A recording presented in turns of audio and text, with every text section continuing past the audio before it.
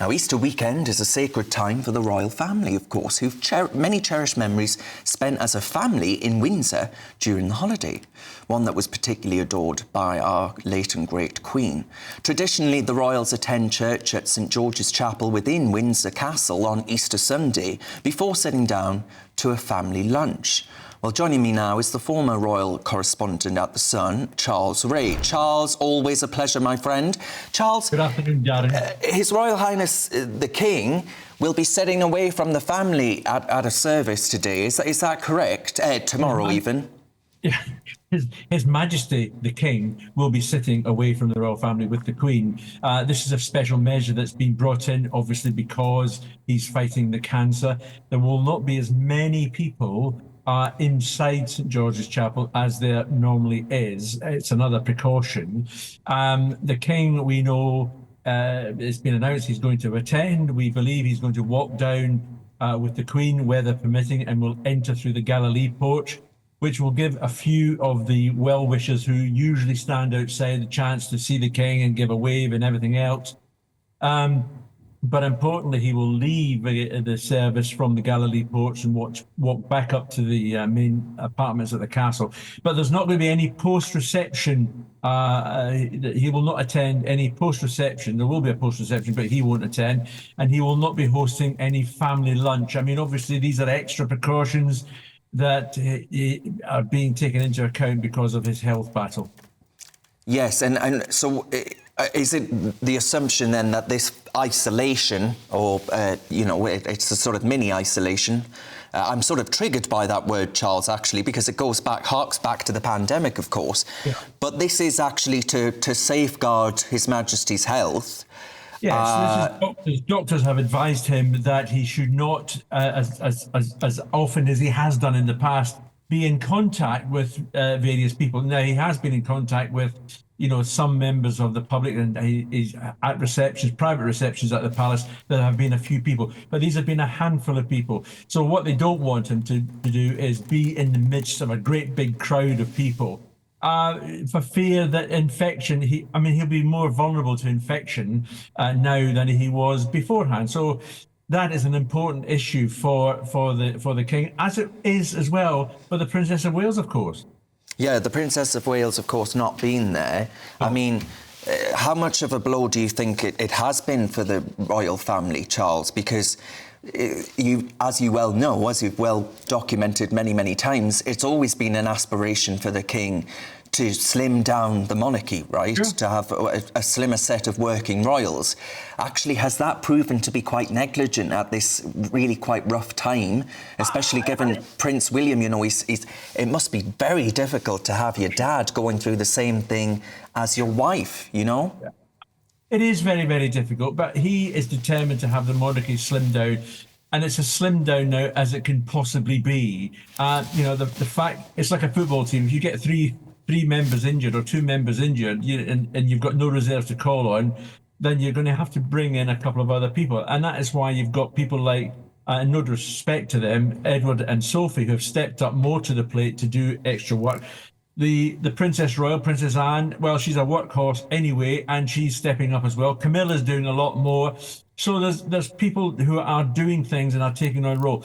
William, as you just mentioned, he's got the burdens of the world on his shoulders at the moment with his father and his wife, but he's still, out there, pressing the royal flesh and everything else and doing the charity work that he should be doing.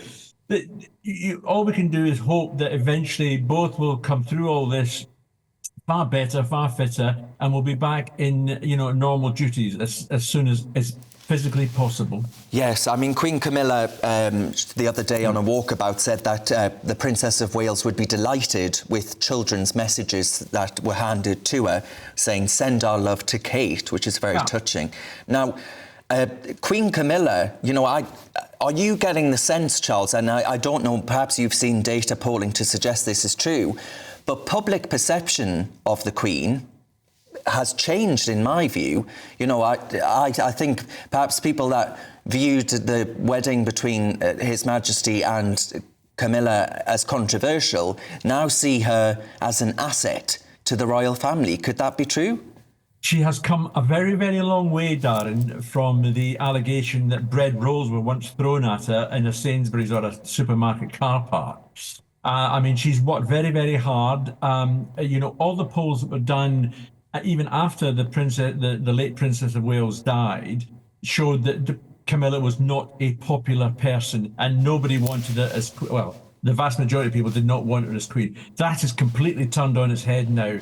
And, Camilla is now a extremely valuable asset for the royal family. She's loved and adored. And I mean, I've met her a couple of times, and she's very, very charming. She's a really nice lady, good fun, got a great sense of humour. And all that comes shining through when you see her royal visits. Yeah. Her personality, her real personality comes back. And of course, let's not forget that she herself was very, very worried about stepping into these huge shoes that she's had to step into.